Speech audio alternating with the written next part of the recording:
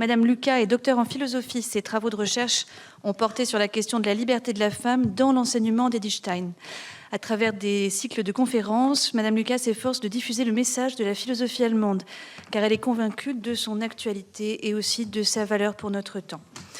L'aventure éditoriale s'est présentée, dit-elle avec modestie, de manière providentielle. Elle a pu sortir un livre aux éditions Artege, un livre au titre que je trouve très beau, Le mystère d'une belle âme. C'est un livre qui est tout récent, puisque c'était la rentrée 22.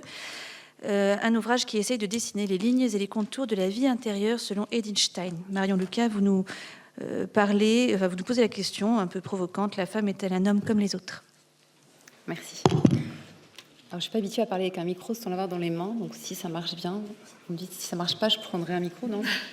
Ça marche, ok. Alors, effectivement, au-delà de l'aspect un peu provocateur de la question posée par le sujet à traiter, la femme est-elle un homme comme un autre? Sinon, il faut que je me tienne comme ça. Mais c'est pas très distingué. Comme j'ai un minimum d'éducation.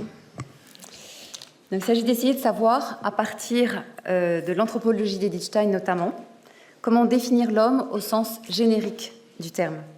Saisir ce qui appartient à la compréhension logique du genre humain, en d'autres termes, embrasser ce qui n'est pas spécifique à l'un ou l'autre sexe. Mais tel est bien l'enjeu et voire l'inconfortable inconvénient du thème de ce colloque. Car peut-on définir l'homme, c'est-à-dire déterminer par une formule précise l'existence des caractères appartenant au concept homme, en faisant fi de l'altérité homme-femme?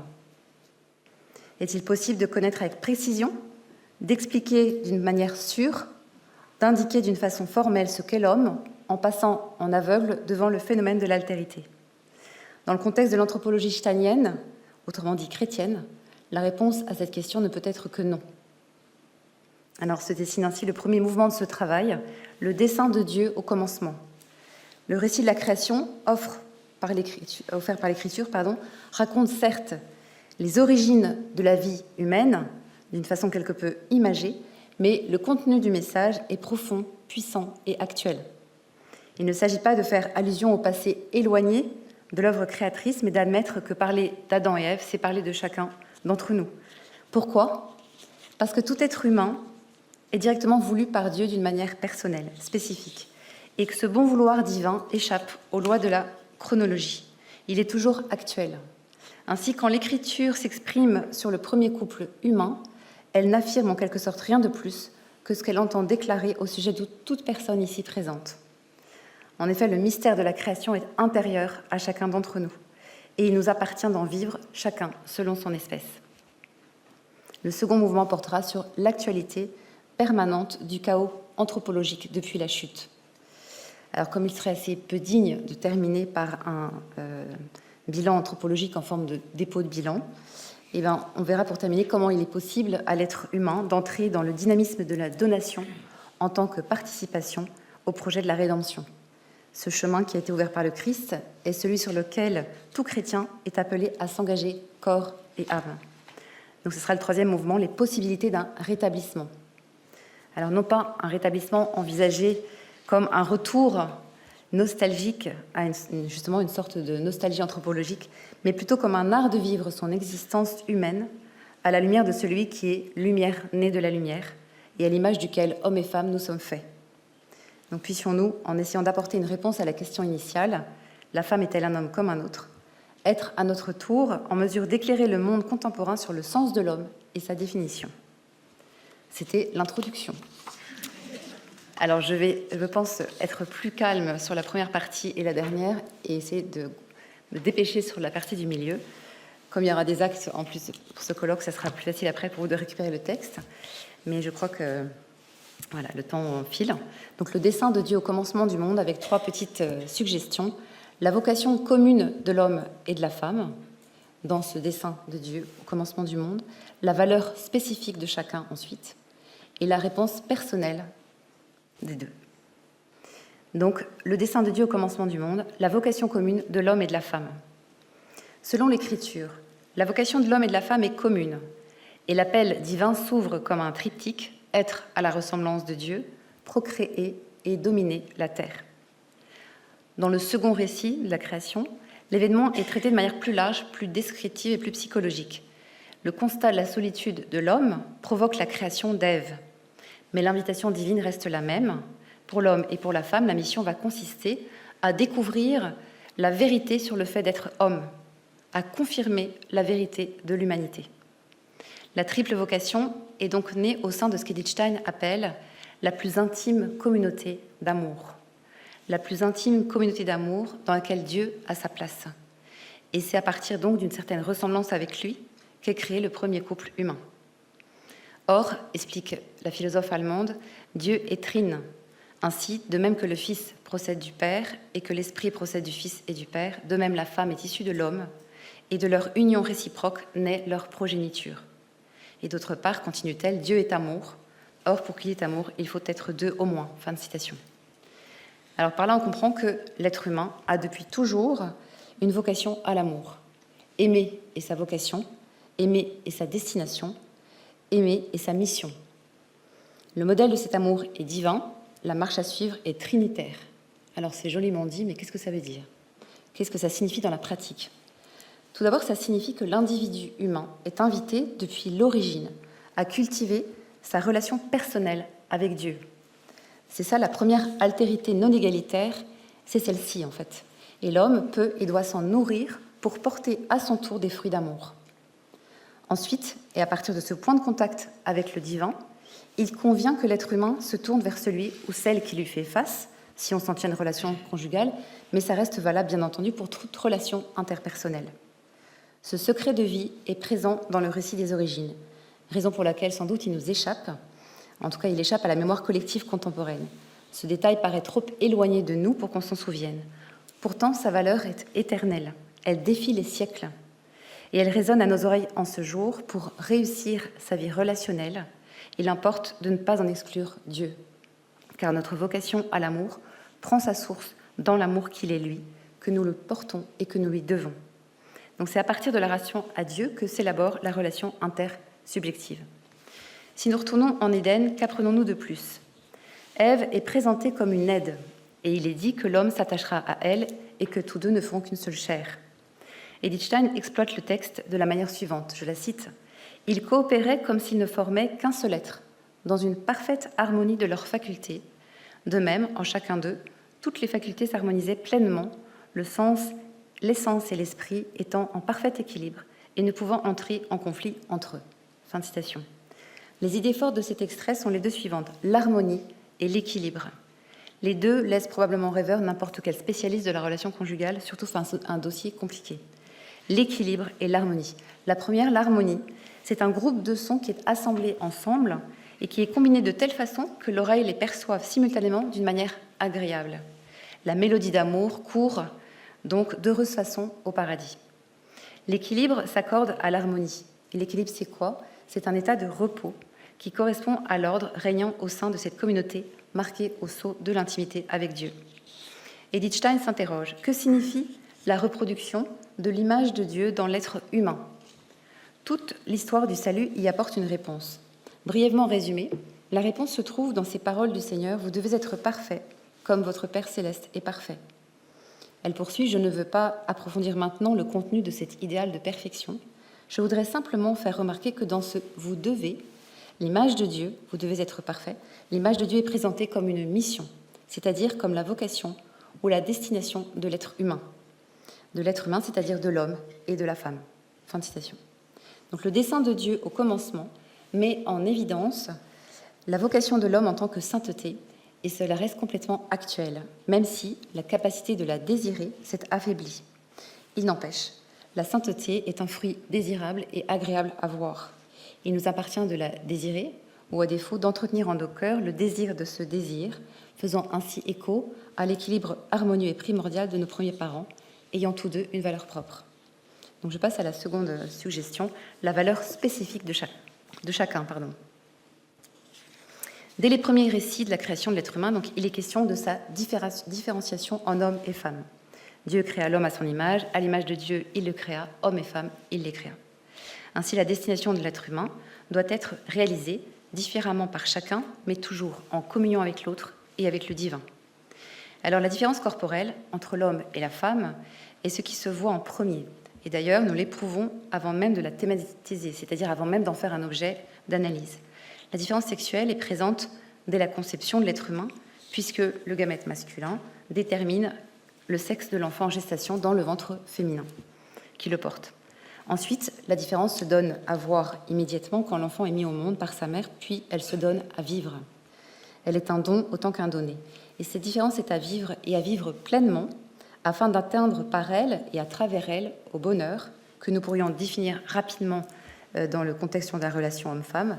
Le bonheur d'être compris parfaitement par l'être le plus différent de moi quand je suis une femme, c'est-à-dire par un homme, et d'être parfaitement compris par une femme quand je suis un homme. L'égalité homme-femme se laisse voir dans le même appel qu'ils ont reçu, celui du plein épanouissement de leur humanité. Edith Stein dit la chose suivante à propos d'Adam et Ève. Je la cite, « L'un et l'autre se ressemblent, sans être pour autant totalement identiques, mais en se complétant comme une main complète l'autre. » Fin de citation.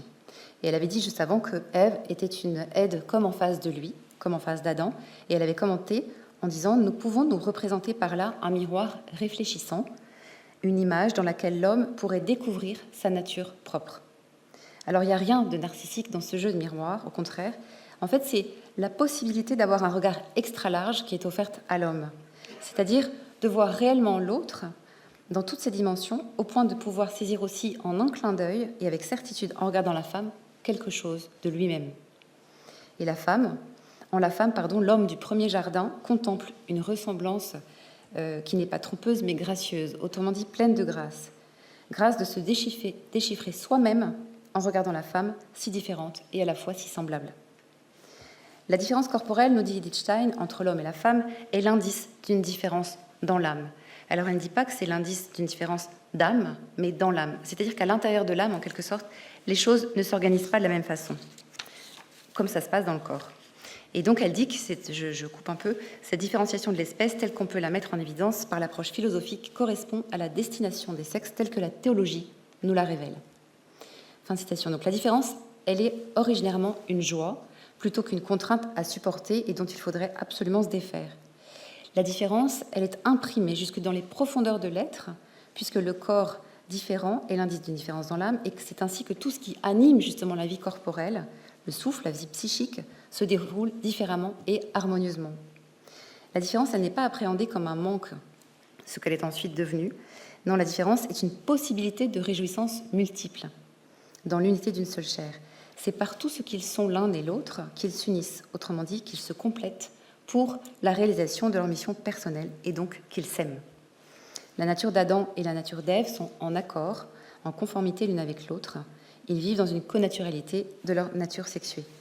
Et si Dieu vit que cela était très bon, eh bien l'émerveillement du premier homme devant la première femme ne nous a pas échappé non plus. Tout le monde s'en souvient. À nous de lui donner une suite en cultivant la vertu de l'émerveillement face à ce qui nous différencie quand cela nous plaît et même quand cela nous déplaît. Ce qui est une façon déjà de répondre favorablement et personnellement à ce que la vie attend de nous. Donc je continue avec la réponse personnelle au dessein de Dieu. Alors on commence à comprendre combien la proximité entre l'homme et la femme au démarrage du projet divin est heureuse, naturelle et simple. Nous avons retenu qu'elle est proche du lien tissé avec le divin, puisque l'humain et le divin sont pris dans une sorte d'entrelac. Les liens se croisent et tout se tient. Il n'est pas nécessaire de s'inquiéter en fait de l'envers de la tapisserie existentielle, la tapisserie surtout sur laquelle est tissée l'histoire d'amour de Dieu avec sa créature, puisque le dessin se laisse admirer des deux côtés parfaitement. Pourtant, cette trame n'est pas faite de liens qui sont fusionnés entre eux, parce que chacun y a sa part et tous leur rôle à jouer. Alors comment est-ce possible ? Edith Stein explique. S'il plaçait l'être humain non en tant qu'espèce simple, mais en tant qu'espèce binaire dans le monde, leur existence respective doit alors elle aussi nécessairement revêtir un sens différent, parallèlement à un sens commun. L'un et l'autre sont façonnés à l'image de Dieu.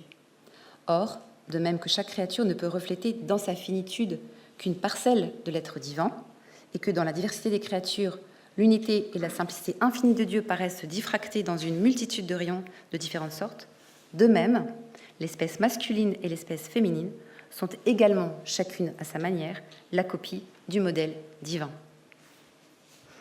Fin de citation. Alors, on comprend déjà tout d'abord que la distance qui existe entre la personne du Créateur et la créature est immense en dépit de la ressemblance existant pourtant entre eux.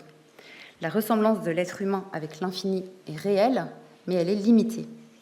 En effet, l'être humain est marqué au sceau de la finitude. L'être humain est quelque chose, mais ne peut pas être tout. En d'autres termes, la personne humaine est depuis toujours limitée par sa finitude, mais non pas à sa finitude. Il existe pour l'être humain comme une capacité d'extension en fait, de son être, mais celle-ci s'exerçait facilement quand aujourd'hui elle réclame parfois un sacré effort d'imagination. L'autre idée que nous avons effleurée, ce que disait Lichtenstein, chacune à sa manière, l'espèce masculine et l'espèce féminine sont également la copie du modèle divin. L'auteur montre que comme toutes les créatures, les autres créatures créées par Dieu, avant lui, l'homme ne peut refléter qu'une parcelle de l'être de Dieu. Et une parcelle, c'est quoi ? C'est un tout petit morceau. Alors on pourrait regretter ce manque d'ambition. Ça reviendrait surtout à négliger le fait de la gigantesque dissemblance entre Dieu et l'homme. En outre, l'idée de cette petitesse porte en elle aussi quelque chose de rassurant. Le défi est à notre taille. Image et ressemblance. On pourrait également dire que l'image est en quelque sorte le but et que la ressemblance, c'est la dynamique interne qui fait que de ressemblance en ressemblance, on se rapproche du but, c'est-à-dire de l'image. La mise en mouvement de cette ressemblance s'élabore et se décide au cœur de chaque personne humaine. Nul ne peut se mettre à la place de l'autre. Par la liberté de l'amour créateur, l'être humain est invité à répondre librement à la divine invitation. Leur existence, dit Lichtenstein, respective doit revêtir un sens différent, parallèlement à un sens commun. En fait, c'est déjà le fiat de l'homme qui est sollicité par Dieu. Alors vous pourriez dire, mais alors on n'a pas le choix. Est-ce que vraiment nous sommes libres ? Quand quelqu'un insiste effectivement pour nous demander quelque chose, il n'est pas rare que nous finissions par effectivement faire ce que l'on nous demande, parfois de guerre lasse, parfois la rage au cœur ou la joie au cœur. Mais où est la liberté quand ce harcèlement est divin ? La réponse se trouve dans la coloration du fiat. Chacun remplit son oui de tout ce qu'il est, de toute sa personnalité, de ce pourquoi il est fait, de la mission qui est la sienne, de la qualité de son âme et du dessein de son corps aussi. Ainsi, nous ne pouvons que nous émerveiller de la valeur spécifique de chaque être humain et de la réponse qu'il donne à la vie, surtout s'il s'agit véritablement de sa réponse à lui, de la sienne, rien que la sienne, mais toute la sienne. Cependant, tout cela est devenu bien plus exigeant et délicat, contraignant, depuis une fâcheuse histoire d'arbres fruitiers et de serpents à laquelle nous sommes étroitement mêlés. J'attaque donc le deuxième volet en mode express, l'actualité du chaos anthropologique. Finalement, l'intervention précédente en était déjà l'illustration. Le règne de la raison, première petite suggestion, la perte du sens de la foi et ses désagréments, deuxième suggestion, l'avènement de la confusion. Donc l'actualité du chaos anthropologique avec le règne de la raison. L'homme et la femme se sont donc vus confier, en commun, la mission de préserver leur ressemblance avec Dieu, de dominer la terre et de perpétuer le genre humain. Mais il y a eu la chute et tout s'est transformé. Et Lichtenstein enseigne, après la chute, leurs rapports réciproques se sont transformés.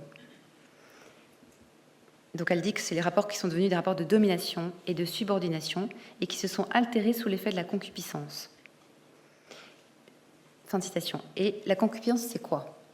Le désir des biens terrestres, le désir des plaisirs terrestres, le désir de ce qui manque. C'est pas tant le désir en fait qui est un problème en soi que son degré, son insatiabilité, son absence de limite. Le désir, il est infatigable, il est assoiffé, il est vorace, il est toujours insatisfait. Et sous son influence, les rapports d'amour sont devenus des rapports de force. L'homme et la femme, d'ailleurs, se sont cachés aussi de Dieu tout de suite après la chute. Et pourtant, on voit que l'homme continue d'être avide dans le même mot, et plus loin vide. C'est-à-dire, il souffre de ce vide qui parfois le tenaille et le pousse justement à chercher Dieu, tout en le pensant d'ailleurs assez froid, impersonnel et indifférent à sa misérable existence. Or, Dieu ne change pas, mais l'homme pense qu'il en va désormais ainsi.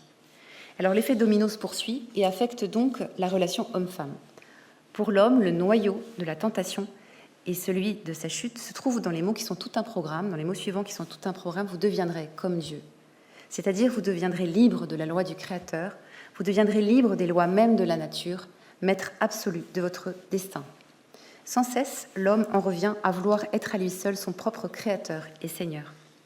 Les rapports de l'être humain avec la terre, avec sa progéniture, avec ses semblables, sont donc modifiés. Et Edith Stein martèle cette idée, je la cite, « Tout cela résulte du changement survenu dans ses rapports avec Dieu. » Tout cela résulte du changement intervenu dans ses rapports avec Dieu.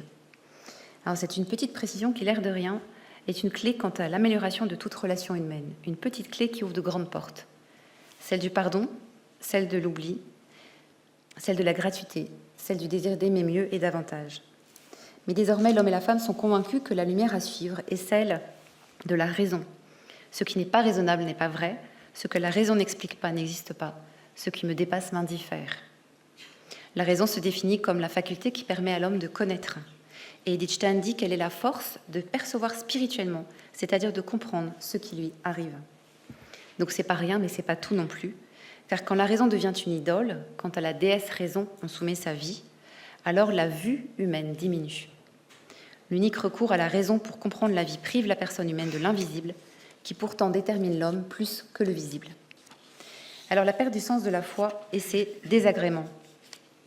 Edith Stein nous dit d'une façon très poétique, après la chute, la communauté d'amour sans nuage est brisée. Donc effectivement, les choses se sont endommagées, à commencer, je vous l'ai dit, par les relations avec Dieu, ensuite les relations hommes-femmes, et aussi l'équilibre personnel de chacun. La révolte des sens contre l'esprit, faiblesse de l'intelligence, inflammation de la volonté, le corps cherche à dominer l'esprit, l'âme est négligée.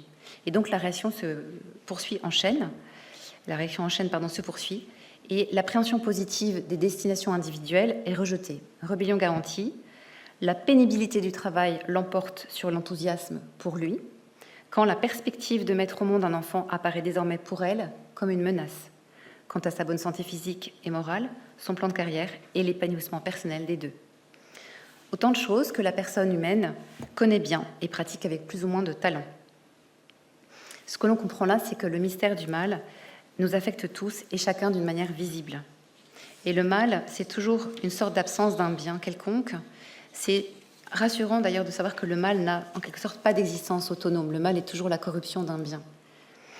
Enfin, on assiste mystérieusement justement à ce mysterium iniquitatis, c'est-à-dire de voir le mal qui se propage même sur le terrain du bien.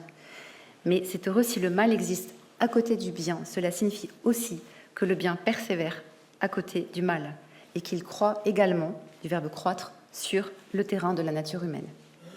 Donc celle-ci n'a pas tout perdu en écoutant le serpent venimeux. La nature humaine n'a pas tout perdu. Elle s'est sensiblement affaiblie, mais sa capacité au bien demeure. Donc il est permis d'espérer que les choses s'améliorent. Mais il faut aussi être réaliste et penser que tout acte mauvais commis aujourd'hui est une actualisation du péché des origines.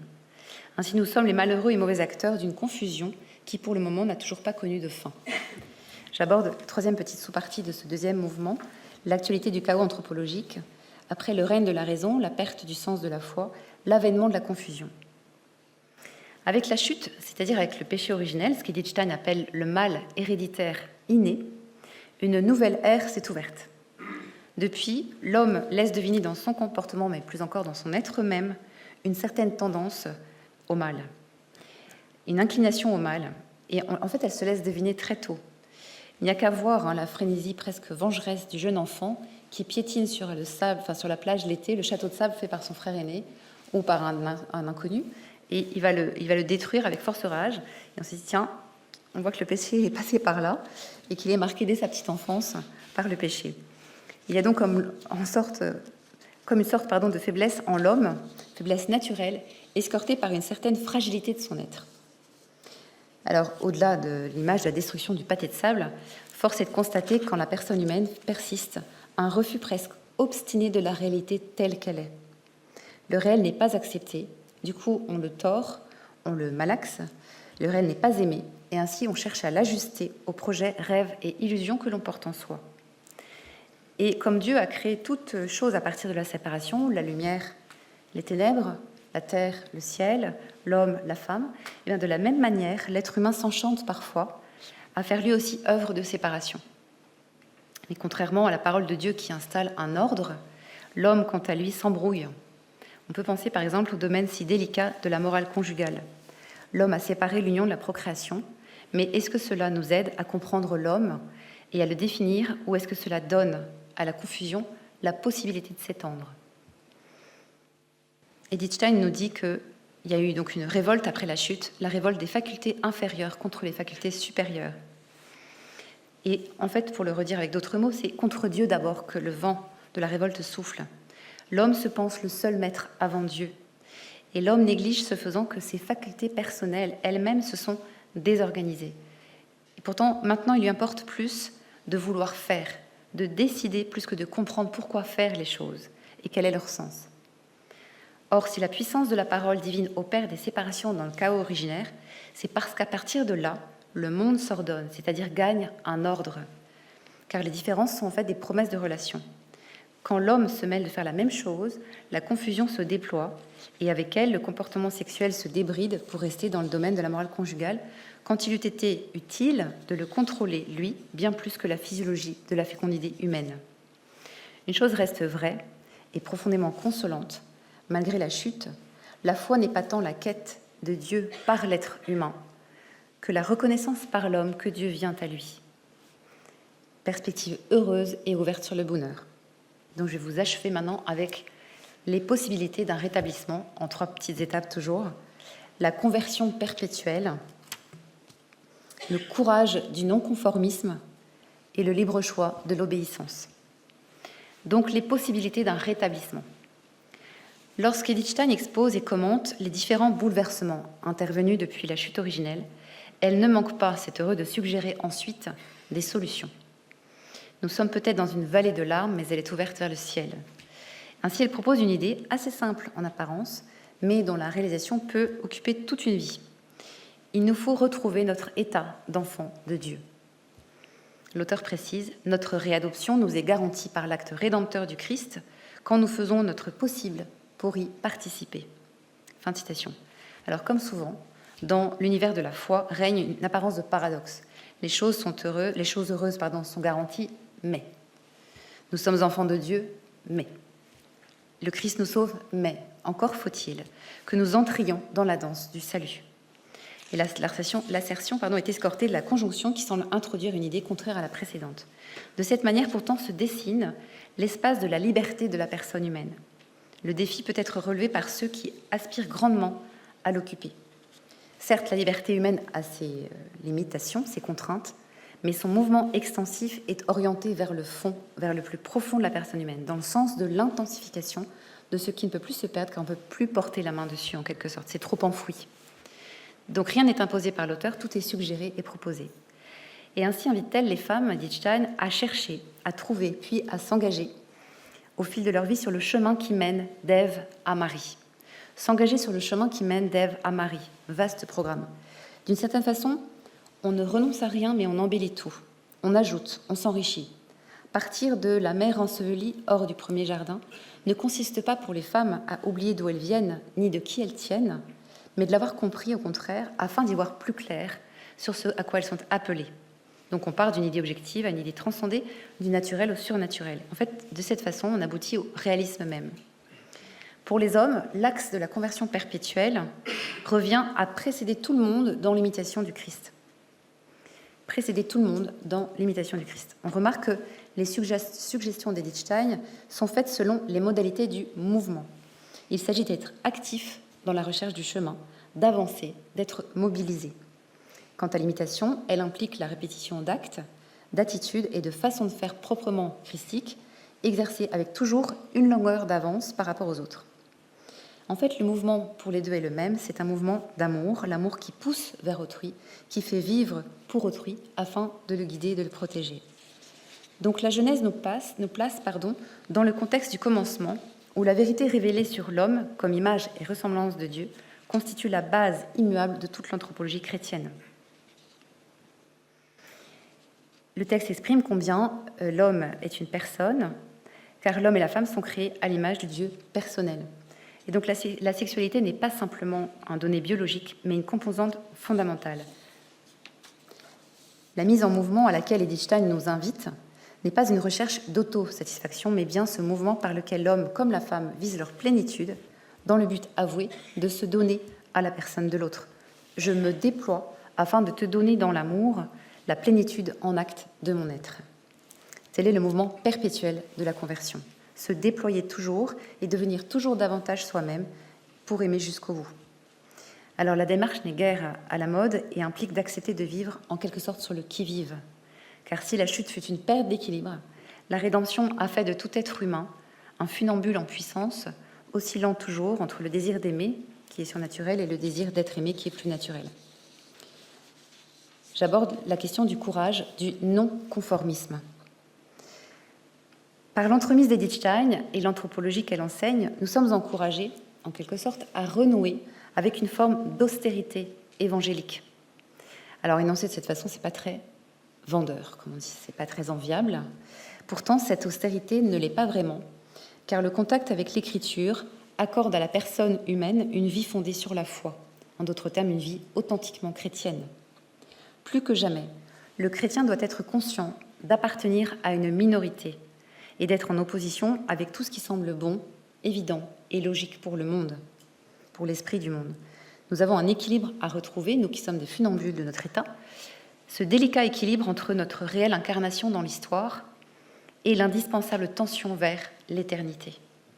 Ce défi est le nôtre, et nous ne sommes pas seuls. C'est en vivant sous la perfusion de la grâce, que nous pourrons le relever chacun et tous ensemble. Ne vous modelez pas sur le monde présent. L'exhortation paulinienne n'a rien perdu de son actualité. Et c'est par la grâce, qui est un influx permanent de l'être de Dieu et de sa vie en l'âme, que le chrétien retrouvera sa capacité au non-conformisme. Nous sommes dans le monde, mais non du monde, et telle est la trame de fond sur laquelle la vie chrétienne se tisse. Il ne s'agit pas d'un rejet horrifié du monde, mais au contraire de l'aimer passionnément. Le chrétien aime pour mieux se détacher, non en un mouvement d'orgueil suffisant et de recul, mais afin d'avoir une vue plus juste et plus sûre, pour jeter à son tour et aux bons endroits des semences de lumière. Il ne suffit pas de se comporter comme la majorité pour que tout aille bien dans le monde, mais d'exprimer par notre vie la vérité du salut. Tel est le non-conformisme au féminin auquel nous invite Edith Stein, et qui n'est pas sans vous rappeler sans doute aussi cette proposition qu'avait faite Jean-Paul II aux femmes d'être des sentinelles de l'invisible. Alors ça dépend un peu des hommes, mais on n'est pas non plus des invisibles sentinelles. Vous voyez la nuance? Moi, quelquefois, mon mari me dit « mais tu es la sentinelle de l'invisible ». Je crois quelquefois je suis vraiment l'invisible sentinelle, parce que le regard glisse et personne ne voit. Donc à nous, en fait, de ne pas nous habituer justement à ces gardiennes de l'invisible, mais aux femmes d'être dans le monde les signes visibles d'une réalité supérieure, dont elles doivent être pour les hommes le vivant reflet et la vibrante expression. Dernière suggestion, le libre choix de l'obéissance. Je cite Edith Stein, « Une chose est indiscutable. La réalité humaine est par nature différenciée. Signalons en premier lieu la différenciation sexuelle. La réalité humaine apparaît sous une double forme, masculine et féminine. Les individus appartiennent dès la naissance à l'une ou l'autre espèce partielle, appelons-la ainsi pour le moment. Les spécificités masculines et féminines sont également quelque chose qui doit évoluer et s'actualiser au cours de la vie. » Fin de citation. Adossé à l'écriture, l'auteur confirme que la femme est appelée à être pour l'homme une compagne et une mère. Ces spécificités féminines doivent devenir réelles et s'améliorer au fil du temps. Le sens du compagnonnage dont il est question est éclairé par l'étymologie du mot lui-même. Compagnon, c'est cum panis, c'est ceux qui ont le même pain, qui vivent du même pain. Ainsi, la femme est celle auprès de qui l'homme refait ses forces, puise énergie et inspiration. L'idée est saisissante dans le phénomène de la maternité. L'embryon tire sa vie de la substance même de sa mère. Il s'en nourrit pour vivre, croître et naître. Et l'allaitement en est la continuation, le nouveau-né s'abreuve à la source maternelle. Nous avons pu comprendre jusque-là que la femme est un homme comme un autre, mais pas tout à fait. Or, on ne peut négliger que le dessein du corps masculin et celui du corps féminin proclament la différence. Ainsi, le raisonnement sur le sujet de l'homme ne peut s'exercer que sur le mode de l'oscillation, aller de l'un à l'autre, de l'homme à la femme, alternativement pour saisir le concept homme. Il importe de tenir les deux ensemble, toujours. Edith Stein enseigne que le rapport de la femme à son propre corps est plus intime que chez l'homme. Et cette particularité est, selon elle, liée au fait qu'elle est destinée à la maternité. L'homme a, quant à lui, c'est ce qu'elle explique, dans la moyenne des cas, un rapport à son corps qui est plus périphérique. Son corps est plus pour lui un instrument dont il peut user. Or, dire que le lien au corps est plus secret pour la femme revient à énoncer le fait qu'elle se tient vitalement dans une puissante proximité avec la vie, puisque la vie en elle prend vie, justement. Certes, l'homme aussi donne la vie, mais à la femme est imparti d'en être le support. Elle est celle qui porte la vie, son corps en est le support. Mais cette vie portée au creux de son corps, cette vie cachée, n'est pas enclose durablement, car la vie jaillit et s'ouvre indéfiniment sur une autre vie, sur un visage nouveau, un être différent d'elle, son enfant. Elle le porte, mais elle ne le connaît pas.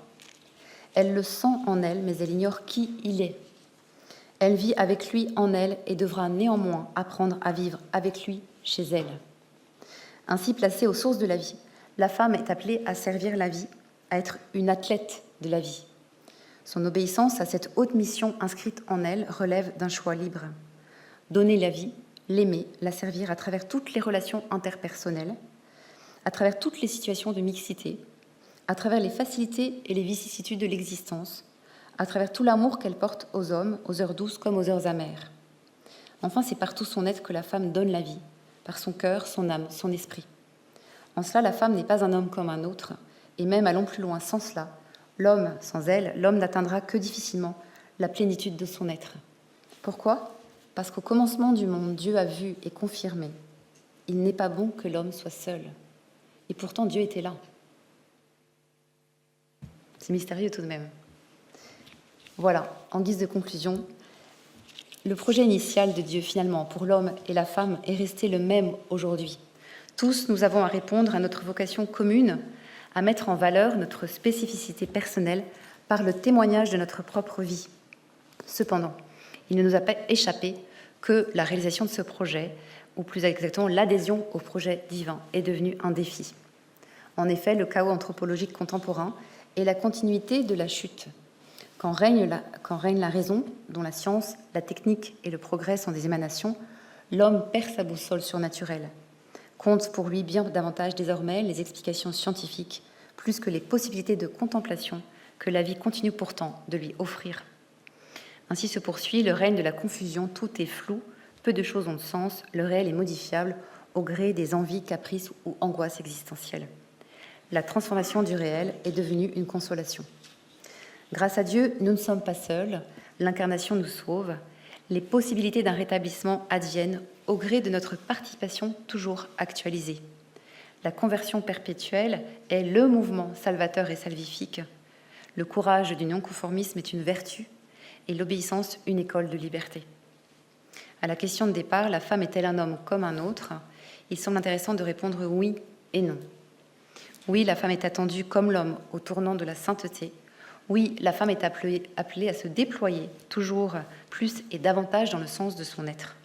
Mais la femme porte la vie, elle a de ce fait une proximité avec le divin qui intervient à la mesure de sa disponibilité intérieure, disponibilité du cœur plus encore que du ventre, disponibilité qui la rend réceptive à l'action de Dieu dans son âme et à l'action de Dieu dans le monde des hommes auprès desquels son rôle de médiatrice est fortement attendu, espéré et nécessaire.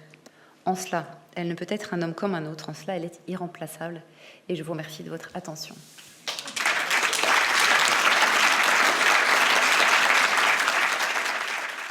Voilà, donc évidemment, je prends la parole pour, à la suite de ces 2 jours de colloques passionnants, foisonnants et aussi source de beaucoup d'espérance. Définir l'homme au terme de ce colloque, avons-nous réussi à le faire ? J'espère que non. Mais la qualité des intervenants nous a permis, je crois, d'approfondir son mystère, le mystère de l'homme. Il n'est pas possible de reprendre, même très brièvement, toute la richesse des interventions. Et du reste, cela a été fait, et si bien fait, en fin de matinée. Je me contenterai de suggérer 2 pistes pour prolonger la réflexion de ce colloque. La première sera de s'intéresser à l'emprise du mal sur les relations humaines en général et la relation homme-femme en particulier. Dans mon introduction au colloque, j'ai un peu triché en disant que la fresque de Masolino da Panicale représentait la création d'Adam et Ève. En fait, il s'agit de la tentation d'Adam et Ève, comme le suggère le fruit dans la main d'Ève, qui, comme vous pouvez le constater, n'est pas une pomme. Plusieurs des intervenants ont fait allusion à la nature blessée de l'humanité, et la citation que j'ai utilisée dans mon introduction, citation de Pascal, « L'homme passe infiniment l'homme », fait partie d'une réflexion donc de Pascal sur l'énigme du péché originel, dont voici la conclusion. C'est donc la suite du texte que j'avais donné, la citation au début du colloque. Chose étonnante cependant que le mystère le plus éloigné de notre connaissance, qui est celui de la transmission du péché, soit une chose sans laquelle nous ne pouvons avoir connaissance de nous-mêmes.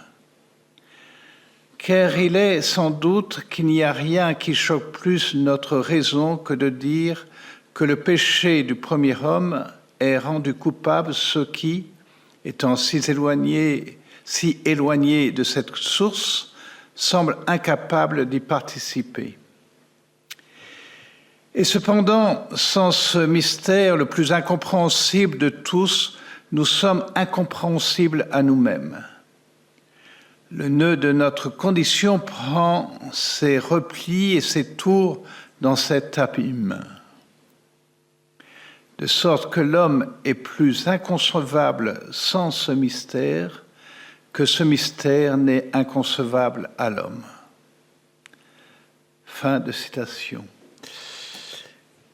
Aujourd'hui, où la question du mal est soit occultée, nous n'avons donc pas besoin d'être sauvés, soit conduit au nihilisme le plus noir, cette piste de réflexion est, je crois, à reprendre d'urgence.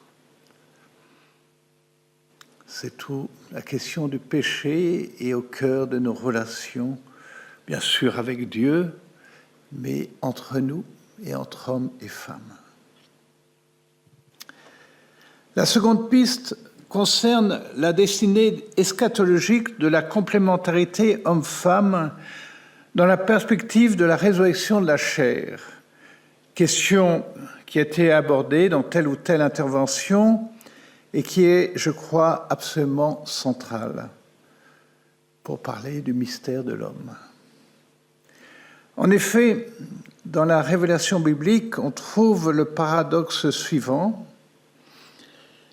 C'est la complémentarité homme-femme qui est donnée comme la véritable image de Dieu en ce monde. Et cependant, Jésus déclare aux Sadducéens qui contestent la réalité de la résurrection des morts, « Vous vous égarez en méconnaissant les Écritures et la puissance de Dieu. À la résurrection, en effet, on ne prend ni femme ni mari, mais on est comme les anges dans le ciel. »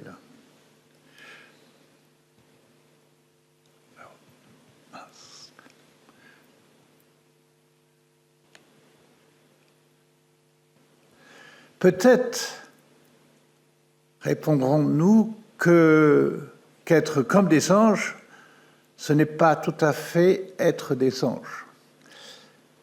Ensuite, Jésus répond à des Sadducéens qui présentaient, dans une intention polémique, la résurrection d'une façon caricaturalement très matérialiste. Enfin et surtout, cette controverse se passe avant la résurrection du Christ, résurrection qui est la clé de toute la révélation du salut chrétien et donc de l'anthropologie chrétienne dans sa finalité.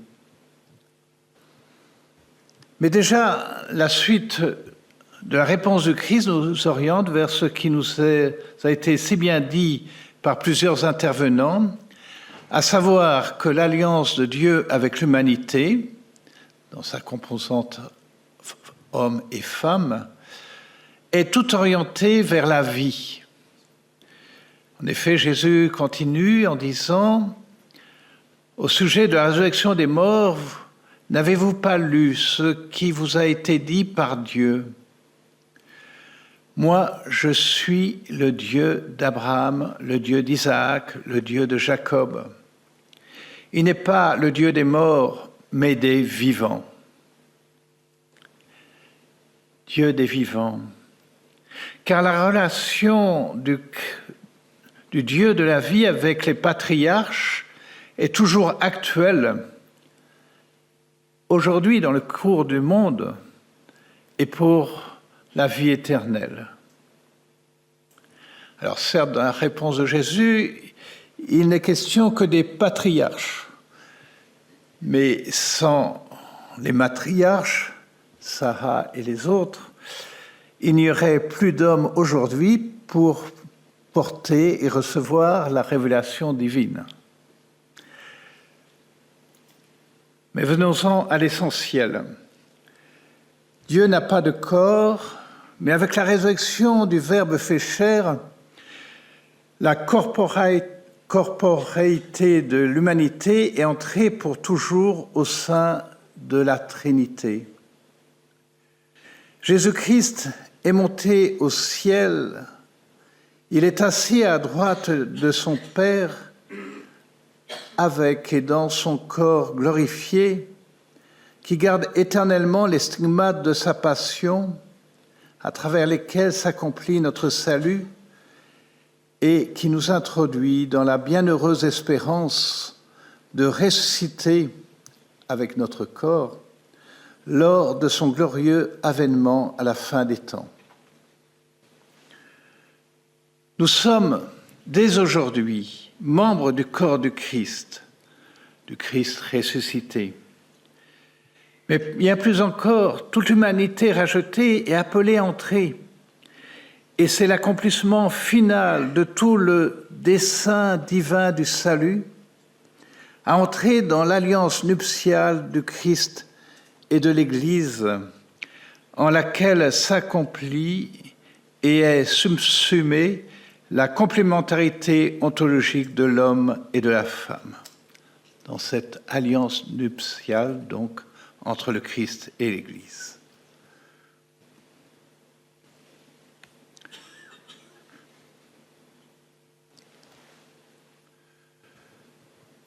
Excusez-moi ceux qui m'ont trop souvent entendu répéter ces deux passages de la parole de Dieu, auxquels je vais conclure.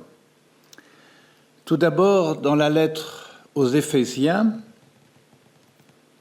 alors il part d'une question, je dirais, pastorale. Vous, les hommes, aimez votre femme à l'exemple du Christ. Il a aimé l'Église, il s'est livré lui-même pour elle, afin de la rendre sainte, en la purifiant par le bain de l'eau baptismale, accompagnée d'une parole. Il voulait se la présenter à lui-même, cette Église, resplendissante, sans tache ni ride, ni rien de tel. Il la voulait sainte et immaculée. Et rappelez-vous le 7e jour sanctifié, qui donne son sens et son accomplissement aux 6 jours précédents, justement un 7e jour sanctifié et un jour sans limite.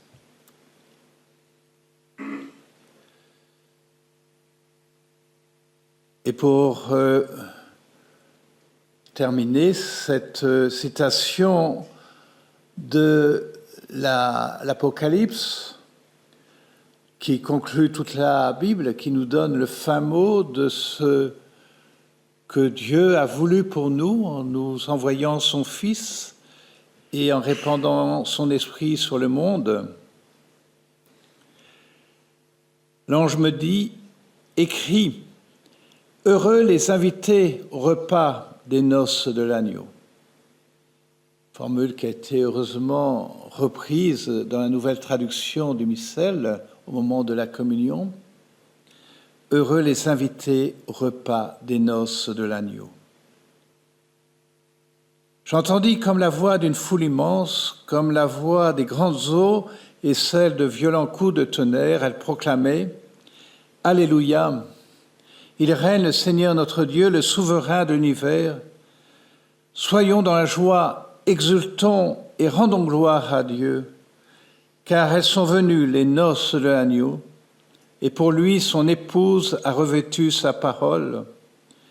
Un vêtement de lin fin lui a été donné, splendide et pur, car le lin, ce sont les actions justes des saints. »